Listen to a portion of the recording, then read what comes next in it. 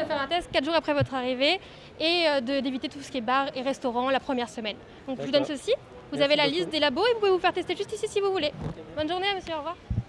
Après plus de 8 heures de vol, difficile de s'entendre parler encore de la Covid-19 et des restrictions qui l'entourent.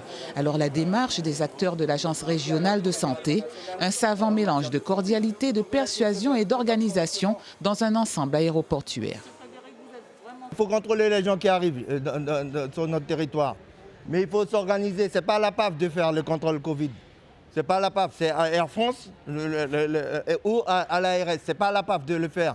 Je trouve que c'est très bien, c'est pour mobiliser les gens, sensibiliser aussi, c'est une bonne chose.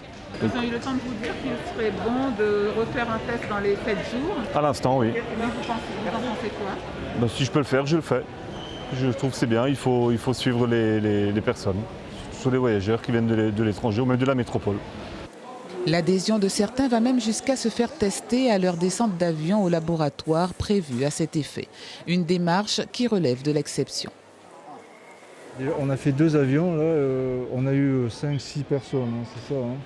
Sur les gens qui ont fait leur test à Paris et qui ont un test négatif, pardon, ils le refont pas en général en arrivant ici.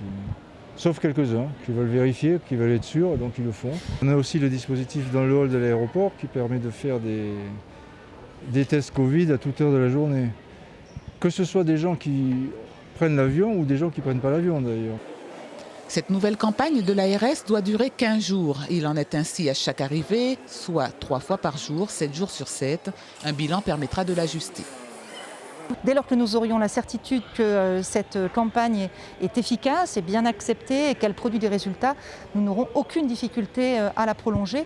Nous allons en parallèle mener une opération de même nature à Saint-Georges pour les personnes qui reviendraient pour la rentrée scolaire.